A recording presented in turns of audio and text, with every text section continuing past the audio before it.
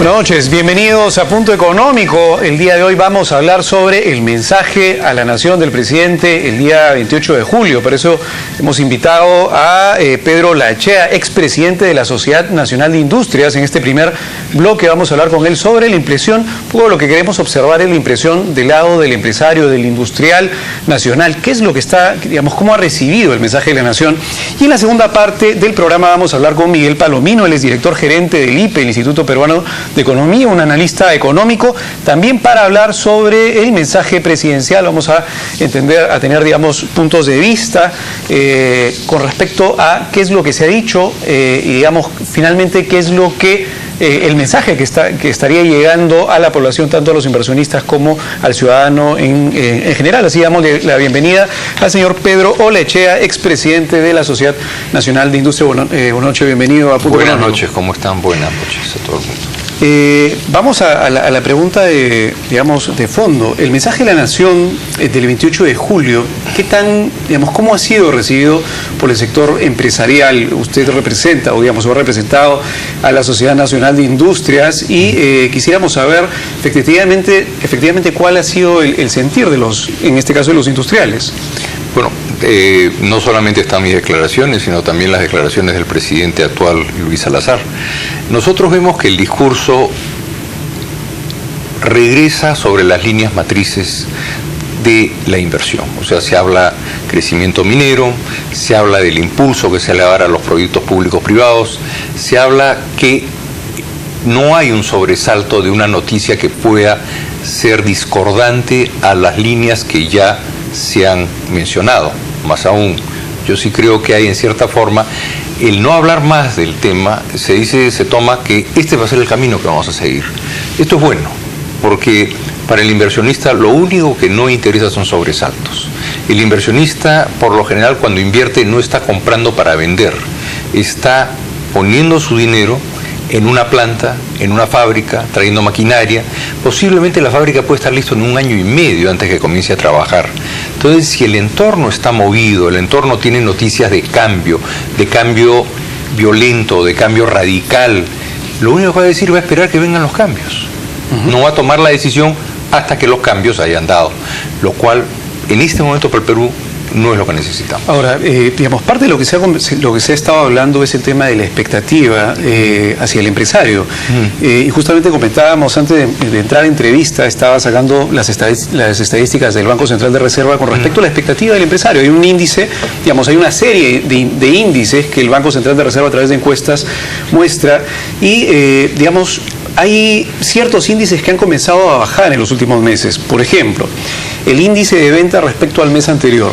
El índice de ventas es, digamos, lo que el empresario encuestado por el BCR sentía. El índice arriba de 50 es un escenario optimista, debajo de 50 es un escenario pesimista. En febrero, marzo, abril hemos estado en un índice de 60. En mayo cayó a 52, en junio ha caído a 50. Digamos que el índice con respecto a las ventas del mes anterior ha bajado un poco la expectativa, en todo caso, del empresario bajo esta encuesta. El índice de órdenes de compra respecto al mes anterior cayó a 47, que es terreno pesimista, en junio. El índice de número de personas empleadas bajó de 59, que hemos estado prácticamente todo el año en 59, a 51 en el mes de mayo. Y así una serie de índices que han comenzado a caer en junio.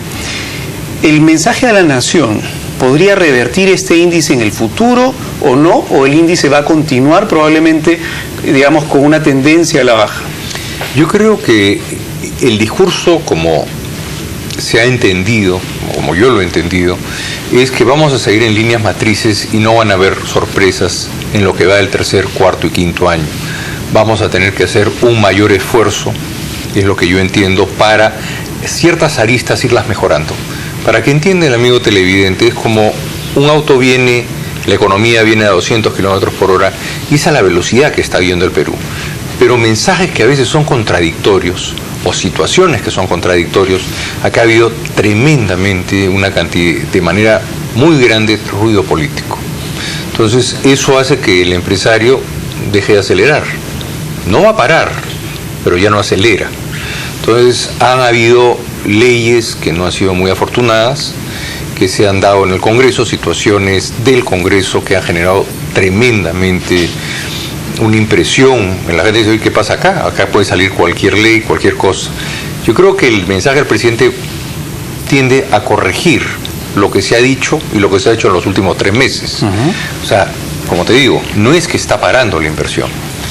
Lo que se ha generado en este discurso, mi sensación es declarar nuevamente qué cosa se va a hacer en el próximo año y posiblemente ya hasta el fin del gobierno. Es las líneas matrices que ya se han dado, que me parece que son importantes. Se ha recalcado la importancia de la minería, se ha recalcado la importancia de la inversión y que tenemos que avanzar en los proyectos públicos privados. El país tiene ahí una carta muy, muy importante para jugar. Entonces, nuevamente, es cosa de tener mensajes claros en la dirección que venimos avanzando, de manera que el mundo entero se sorprende por las formas que hemos hecho las cosas y no tenemos por qué no seguirlas haciendo igual. Entonces, digamos, ¿cuáles son los principales lineamientos, cuáles son las principales políticas o reformas que los inversionistas, o en general, o los empresarios peruanos y extranjeros también que están invirtiendo dentro del Perú, podrían estar viendo dentro del mensaje para, digamos, bajar un poco la incertidumbre política dentro del país?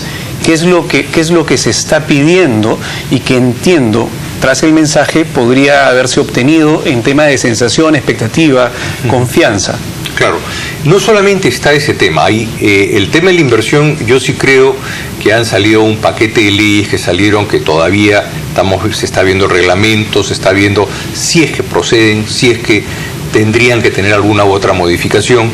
Y fue un momento muy movido en Latinoamérica, el fallecimiento de Chávez, manifestaciones de UNASUR, todos estos temas hacen que cuando uno es inversionista, dice, bueno, ¿y cuál va a ser la política del 28 de julio? Pues yo creo que Julio ha parado todo este tema. Yo creo que Julio ha sido, es cierto que hay gente que tiene más expectativas, que va a pasar con otros temas que no son menos importantes, como es el tema de la seguridad. El tema de la seguridad es un tema también que tiene una importancia, pero para el inversionista que te digan, mira, vamos a poder seguir dentro de esta línea. El carril no va a cambiar, vamos a darle más viada. Pero temas como la seguridad, temas de tipo que son los que tienen hoy día a la ciudadanía en general con una gran preocupación. Entonces hay que ir bajando el tiempo y obviamente el ruido político. El ruido político también es otro tema que todos vamos a tener que hacer un esfuerzo para bajarlo. Y hay temas que son importantes, hay otros temas que pueden ser adjetivos, más adjetivos que importantes. Ponerse a discutir, entiendo que, por ejemplo, te digo un caso difícil, el tema de los indultos. Ok, es un tema difícil, pero estaban dentro de las potestades. ¿Fue buena o mala decisión política? Será de la población para juzgarlo. Pero yo creo que seguir generando problemas en cada esquina y ruidos políticos en cada esquina no ayuda dentro del clima que queremos. No es que los inversionistas sean unos engreídos, que quieren condiciones. No, los inversionistas pueden encontrar climas de más tranquilidad y más seguridad a la vuelta de la esquina.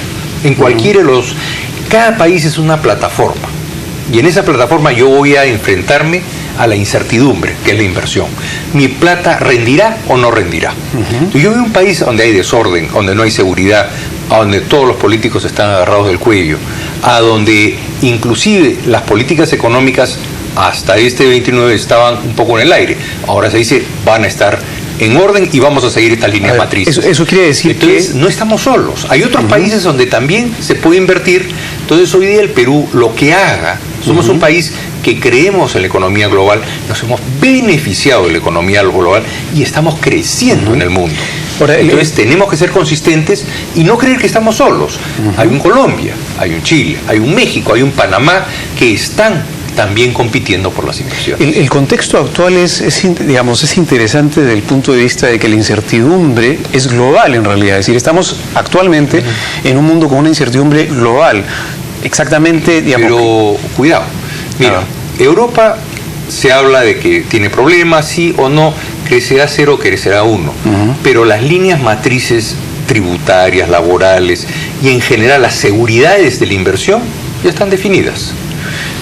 China, no va a crecer al 10, crecerá al 7, al 6, pero después de haber crecido 20 años al 10, o sea, el 6 es de otra magnitud. Nuevamente, como el tema de la China viene de una enorme desregulación en áreas como la madera, el gas y las carreteras. O sea, se está facilitando para que todo el mundo invierta con la menor legislación posible, o con el mínimo indispensable para circulación, para la industria de la madera o la pulpa y para el gas. Que en el caso de China, digamos, es una cosa extraña, justamente por ser China. Se está liberalizando áreas que acá, pues, tú hablas de madera y te crucifican. Hablas del gas, están las joyas de la madre, o sea, la nación, el honor de la patria. Cosas que no tienen sentido. Y las carreteras, bueno, los problemas que hay. Entonces, cuando vemos que hay otros países que para salir de la crisis están abriendo más las puertas para la inversión. Hoy día lo que se está viendo en Europa es que la variable empleo, todo el mundo, el problema es el empleo, no, el problema no es el empleo. A la conclusión que está llevando es que si no hay inversión, no habrá. Claro, porque si no, finalmente, ¿quién contrata a las personas para que recuperen el trabajo? Entonces, el tema ya de hacer negocios es complejo. Eso se llama el riesgo sistemático, el que yo elijo. Pero cuando yo veo que el piso se mueve, porque las condiciones ya no responden al riesgo propio del negocio, sino a ruido político, el problema se convierte en el riesgo no sistemático. Entonces tú sumas los dos y dices, acá no hay negocio.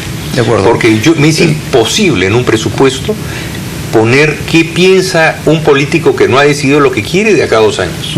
No lo puedo presupuestar. Actualmente, si yo, digamos, soy un inversionista que tengo la posibilidad de invertir en China, en Europa, en Estados Unidos o en Perú, ¿de acuerdo? Aunque es un poco difícil por sectores, no es un sector comparable, pero el grado de incertidumbre que muestra el mundo con respecto al grado de incertidumbre que muestra, digamos, el Perú para los inversionistas, ¿qué es lo que dice? Dice, en el mundo hay, digamos, menos incertidumbre que en el Perú y por lo tanto la probabilidad de que, digamos, inversión extranjera directa de largo plazo entre a Perú se reduce o no es así. Mira, yo te diría, tú mira la carga con la que vienes, ¿no? Acá, la hoja de ruta corrigió mucho de donde se venía. Acá había un discurso antiminero, antirrecursos, anti una serie de actividades que ya se ha ido corrigiendo. Ese ruido tiene que morir y ya tenemos que ver un camino que sea en una sola dirección, afianzando las líneas maestras, que es cosa que se ha hecho ahora. Hoy día, ¿por qué? ¿Por qué se ha hecho? Porque es lo inteligente hacer. Si nosotros crecemos con inversión, está probado que la inversión es lo que más pobres ha sacado en nuestro país. O sea, el crecimiento del Perú se ha cargado casi 20 puntos de pobreza o más. Nunca se había visto en la historia peruana. El agro rural deprimido ha crecido al 7% en los últimos, cifras del doctor Webb, que se ha quedado sorprendido y el Perú viene empujando. El camino está. La mayor inversión genera mayores tributos. Los mayores tributos están generando un programas sociales hechos con mucha cabeza y con mucho norte. Entonces, ojalá que esto pueda continuarse. Yo creo que el camino es diferente, es distinto. Lo que se está haciendo en los temas de inclusión social, por primera vez veo un trabajo tremendamente serio, tremendamente ambicioso en cuanto a tomando la palabra de la doctora Trivelli, que este ministerio desaparezca. ¿Por qué? Porque ya se logró dar el paso con los peruanos que no están encontrando el camino. Entonces, perder la vía de la inversión sería triste para todos. O sea, nuevamente, el inversionista tiene que dar rédito porque la gente se los pide. O sea, la gente que ahorra, el ahorrista que va y pone su plata, quiere su rédito. Entonces el que maneja esa inversión va a tener que buscar el lugar donde menos incertidumbre haya. El Perú estaba con un cuestionamiento sobre qué cosas iba a hacer, cómo se iba a manejar la economía. Pero la hoja de ruta tomó tiempo en despegar, pero cuando hay discursos que ponen en problemas la visión que tiene el inversionista o no se pueden resolver problemas de orden político, entonces el ruido comienza a ser un elemento que no deja de ver el inversionista. Entonces el inversionista inmediatamente voltea y ve qué otras plataformas tiene. La plataforma colombiana, la plataforma chilena, la plataforma mexicana, la panameña, cualquier otro país, Costa Rica, país que le pueda dar el rédito dentro del conjunto de países que tiene como opciones, en Estados Unidos, en Canadá, en la China. Entonces, todo el mundo trata de facilitar y bajar el ruido. Las crisis van a estar en Europa, Estados Unidos y la China, pero terminarán. En algún momento van a terminar, van a definirse y van a terminar. Por ejemplo, yo vengo de haber visitado la OIT, he estado en la convención anual, en la reunión anual este año, que se trataba, por ejemplo, el 140, el convenio 140, que es el que los trabajadores, el Estado y los empresarios propongan las leyes. Acá en el Perú no se ha hecho caso de eso. Somos signatarios del tratado, el Congreso ha pasado de largo. Cuando lo que exige el convenio es que tenga que haber un trabajo tripartito. Será lento, pero es la experiencia de la OIT que cuando hay consensos dura. Y eso en realidad no solamente en el tema laboral, es decir, lo que finalmente se ve, y creo que es mucho más potente al final para todos los agentes económicos, llámese empresarios, trabajadores, el ciudadano a pie que consume, es que las leyes, cualquiera que se dé, que impacta finalmente un grupo o una población, sean consensuadas, porque es el hecho de escuchar finalmente genera mejores leyes, porque la ley no es la que hace la economía, es decir, la ley simplemente trata de optimizarla si es que hay problemas. Hay países, creo, Suiza, Alemania, en que los temas los da el legislativo, pero solo en cuanto al espíritu y que se pretende la ley. Y toca a los consejos tripartitos, a los gremios o a las personas interesadas en ver la ley y el reglamento.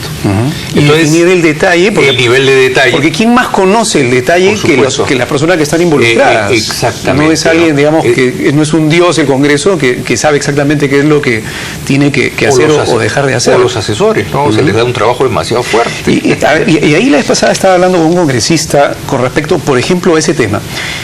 Hay una serie de leyes que salen y que afectan a la inversión, que afectan al ciudadano en común, que afectan en general a todo el mundo, pero el problema es que no hay un incentivo alineado, por ejemplo, del Congreso, para poder, de cierta forma, que el ciudadano vea si es que la ley fue buena o no, porque, por ejemplo, no existen indicadores sobre una ley que salga que diga, desde el momento en que se dio la ley, o antes que se diera la ley, hasta después de un año, el indicador, que era lo que pretendía arreglar la ley por algún motivo, ha sido este, y por lo tanto, efectivamente, la ley funcionó. Mira, la ley simplemente se olvida, nadie la cumple, nadie la sigue, y por lo tanto no tiene mucho sentido, en todo caso. Darte totalmente la razón con algo que ya está sucediendo. Tú lees las justificaciones económicas de todos los proyectos de ley que entran. Realmente son espantosos. O sea, tú dices, los considerandos, el que tú tienes que, para dar una ley, tienes que haber visto su conveniencia económica. ¿Qué estudios económicos hay en el 90% de las leyes que salen? Quisiera leerlos. Nunca los he visto. O no están, o las frases que salen son frases, sí, se ha visto y no hay ningún gasto para el gobierno. Hágase. Pero si hay gasto para los factores de producción, al final del día esos factores van a generar menos tributos. Por supuesto que está afectando el Estado. Entonces tú tienes que se dan leyes que, por ejemplo, es clarísimo, el Perú ha bajado de los 159 países del World Economic Forum a 121 en rigidez laboral. Y uno de los índices que comienza ya a parecer preocupante es que el 9% de la población joven no está encontrando empleo. Hay empleo que se está encontrando a nivel técnico, sí, pero no hay suficientes técnicos. Pero ya el empleo que comenzaba a entrar, ¿por qué? Porque se está convirtiendo, que entraba a trabajar, ya está encontrando con unas estructuras más rígidas. Entonces, cuando hay más rigidez, no hay más rotación de personal. Entonces, tú dices, bueno, pero si se hace más flexible, ¿no van a votar a la gente? No. Si tiene un grado de flexibilidad adecuado y clara la contratación, va a venir más gente a invertir. Más gente viene a invertir y es el fenómeno de lo que ha sucedido en los valles de Ica y Chicama y Virú, que al final del día se pelean por el trabajador. No hay mejor forma de contratación para un trabajador que haya un mercado de trabajo fuerte, que haya más demanda que oferta, porque ahí él pone las condiciones sin discutir. ¿Qué es lo que está sucediendo ahora en varios mercados laborales? También hay que decirlo. Es decir, y parte del problema es que no necesariamente la oferta y la demanda laboral hacen match. Es decir, es ilógico entender, digamos, que empresarios quieren contratar y no hay gente a la que contratar. Pero nosotros vemos que se ha generado excesivas riesgos. Por ejemplo, la ley de seguridad y salud en el trabajo. Es una ley que es tremendamente costosa. Nosotros hemos sacado que una pyme hoy día está en los 500 y 1.000 soles.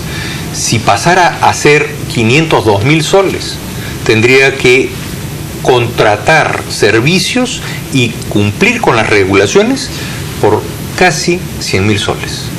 20% de las ventas brutas no tienen la utilidad. Por eso el próximo y tras próximo año en la Organización Internacional del Trabajo, por primera vez está entrando a la mesa seriamente lo que es la informalidad. En el Perú 70% de las empresas siguen siendo informales. Entonces ahí hay un trabajo muy fuerte. Los peruanos no son delincuentes. El emprendedor peruano tiene que entenderse por qué ha llegado a esa situación y generar una forma de poderlos integrar razonablemente en la economía. Sería más gente pagando impuestos, más gente entrando en la formalidad y habría más tranquilidad por pago de beneficios sociales, seguridad social, retiro para los trabajadores. Pero tiene que haber una razonabilidad. Nosotros creemos en los derechos fundamentales de los trabajadores. Porque no es irse al otro extremo tampoco, o sea, que no haya nada. Es decir, el tema es que sea razonable, o sea, hoy día no exista, hay nada. Hoy día no hay nada. Es peor, digamos, la informalidad en el sentido de que finalmente no existe nada. Entonces no hay ningún derecho básico. O sea, hoy día no hay nada. Nosotros sí creemos, y el evento que hubo en Bangladesh definitivamente ha abierto una sensibilidad en el mundo. Y el desempleo europeo, que es muy, muy serio, y en Estados Unidos igual, porque también tienen problemas de educación. O sea, parte del desempleo está encubriendo gente que no es empleable. O sea, gente que se salió del colegio porque era muy buen negocio trabajar en construcción civil, o era muy buen negocio estar en un restaurante. Pero vino la crisis y esa gente no ha terminado ni el colegio. Entonces, ahora, ¿cómo hacen? ¿Qué deben hacer? Entonces, tiene que haber hoy día un norte, tiene que haber un tractor que jala. Eso se llama inversión. Si nosotros a la inversión le damos las garantías y el marco de estabilidad, el resto lo vamos a poder hacer. Pero hay que entender algo también. El tema de la inversión creo que es importantísimo. Es más, creo que en los últimos años lo que ha sucedido es que más peruanos estamos cada vez más de acuerdo en que la inversión es vital para el crecimiento genera empleo, etcétera. Es decir, y reduce la pobreza. Eso creo que lo bueno que ha habido en estos años es que cada vez hay más gente de acuerdo en que la inversión es el motor. Pero hay otro tema que es bien importante también, que tiene que ver con el tema de entendernos a todos los peruanos como inversionistas, porque el punto es que cada vez que se habla de inversión, y por eso es que de repente la gran diferenciación que se hace entre los grandes empresarios o los ricos y los pobres, que es algo que en realidad en el día a día va desapareciendo, esa diferencia. La clase media ha aumentado una inmensidad.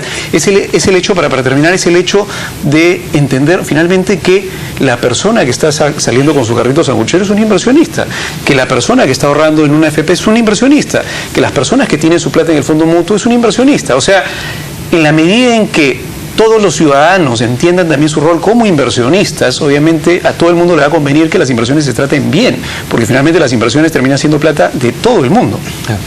Tú dejas entrar a la inversión, le das un marco jurídico claro, pues no te van a pedir tampoco gollerías mayores. Lo único que quieren es un marco claro, unas reglas claras, unas reglas que se cumplan, unas reglas que se respeten.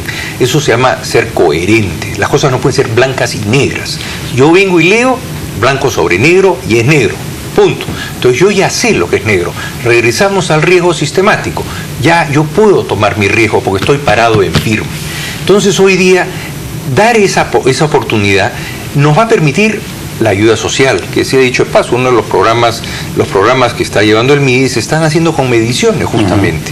Esa es la parte que es interesante, o sea, quienes hemos estado en gremios hemos podido, y se está tratando de cambiar el estilo de manejo. No va a ser fácil, va a ser un cambio de filosofía completa, pero el tema es que todo esto es posible, siempre y cuando la inversión siga viniendo. Que se diga que no me gusta, que por acá pasó un pajarito, que por acá me malogra el ambiente poner una línea de transmisión de electricidad. Oiga, son 38 millones de peruanos. Piense usted en el Perú, porque el Perú después, cuando invierta, va a pensar en usted. Entonces, hoy día, lo que más debe hacer el Perú, y es nuestra opinión al respecto, es invertir y ser conscientes que nosotros no estamos solos. hay países que compiten con nosotros por lo mismo. Podemos cerrar las fronteras y convertirnos en ombliguistas. Ya lo fuimos durante 30 años y el Perú terminó arruinado. O podemos ser ese país que ve el mercado que tiene, sus posibilidades, y no tiene miedo de salir a competir. Es eso lo que tenemos que mirar. Lo hemos venido haciendo bien. Todavía nos faltan mejorar cosas. La seguridad es un tema pendiente muy grande.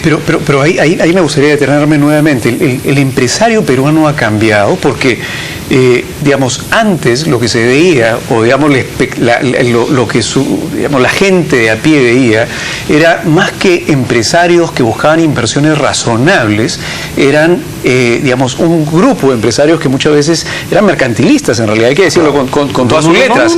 El empresario peruano ha cambiado porque en la medida en que el ciudadano entienda que el mercantilismo está desapareciendo, y ojalá que sea así, espero, y que no finalmente hay gollerías, que es justamente lo que acaba de decir usted, ¿no? Es decir, yo invierto, pero ojo, para invertir quiero que me hagas esto, que me cambie. No, mira, es decir, el tema simplemente es dame certidumbre, eso lo que voy a hacer. Y nos encontramos a veces con situaciones que pueden ser hasta medievales. Por ejemplo, el uso de los transgénicos. Los transgénicos hoy día está bien, pues para la comida, perfecto, pero ya hay maíz transgénico en el Perú. El agricultor no es sonso, ya hay semillas transgénicas. Comenzamos a tener problemas cuando se compra maíz en la industria, que ya comienzan a haber huellas de transgénicos. Pero hoy día queremos ser competitivos en el algodón. Hay algodones que ni siquiera se usan para el consumo y se usan para la ropa. ¿Por qué no probamos? ¿Por qué nos vamos quedando atrás? ¿Por qué esperamos que otros mercados nos ganen por tener ideas que se han quedado en el pasado? Es impresionante. Y por ejemplo, una persona que quisiera rendirle homenajes a Julio Fabre, un gran empresario, un hombre emprendedor, que además era solo, nunca entendió, me decía, yo no entiendo la diferencia entre un aceite que viene de un transgénico y no, la uva sin pepa es un transgénico. Mucha gente la come, a nadie le ha salido el ojo lonza de rampa. Pero entonces hay ese tipo de ideas que hay de repente en ciertos grupos de presión y que hacen presión para evitar que el Perú se vuelva más competitivo. Hoy día no el mito de la minería sucia, la minería esta, somos una de las minerías de las mejores minerías del mundo.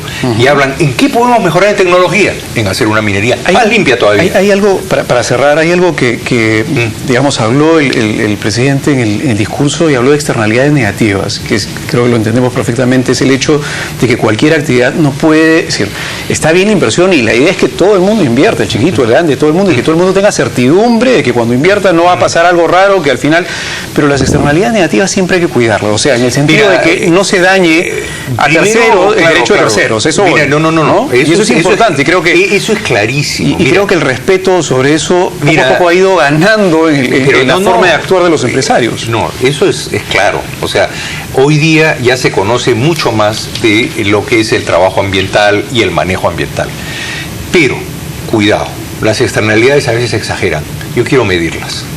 Mídame el impacto. Y muchas veces las multas no tienen nada que ver con el impacto que se ha hecho. Es mucho más fácil trabajar el impacto, traer la mejor tecnología, a poner multas que no guardan sentido para cuadrar presupuestos.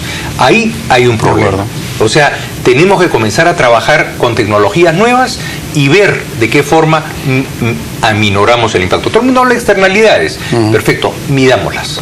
Es posible medirlas. Así es. Entonces, hay que tener cuidado porque la externalidad también, paro 7, 8 proyectos mineros, ya tengo Cajamarca en recesión. Ya la gente de Cajamarca sabe lo mal que le está yendo. Claro, el punto no es irse a los extremos, porque el tema es que tiene que haber, como bien lo decía, tiene que ser razonable lo que se haga. Pero por supuesto. Pero digamos, hay que cumplir preceptos básicos. El derecho de uno no puede transgredir el derecho del otro, pero tiene que ser razonable para que la cosa siga funcionando. Hay en alimentos lo que se llama el Códex Alimentarius, que es lo que está aceptado en el planeta entero. Hay legislaciones que son bastante rígidas, porque tenemos que ser más rígidas que esas. Hay condiciones de ECAS que están en Japón, y nosotros estamos poniendo condiciones mucho más bajas que el Japón. Eso es, no lo hagas. Eso es sabotaje. Porque el Perú, como decía Gorbachev, cuidado, el ambientalismo extremo es para países muy, muy ricos. Nosotros tenemos que ver cuál es el daño ambiental real que se va a producir. Por ejemplo, en el caso de Espinar encontraron que el agua que salía del Puquio, lo que pasa es que pasa por un manto de minerales. En el Perú vas a encontrar ríos que tienen cianuro, arsénico, porque es lo que hay en el atolito de los Andes. O sea, van a jalarlo. Entonces, gritar lobo para parar todo tiene otro contenido. Lo que debe hacerse es razonablemente qué está pasando, cómo lo soluciono, cómo lo curo, pero cómo no paro la inversión. Y eso pasa por un tema de institucionalidad para que finalmente en alguien la gente confíe, y cuando las cifras sean objetivas y los estudios sean objetivos, la institucionalidad es la que va a ayudar. Señor Olechea, breve segundo porque estamos con el tiempo. Punto final. No nos olvidemos que la seguridad es tangible. La seguridad hoy día es uno de los temas más importantes, es el pendiente más difícil que va a tener este gobierno, porque la seguridad va mezclada con el narcotráfico, que es realmente una guerra que el Perú va a tener que librar. Y lo digo guerra porque va a ser.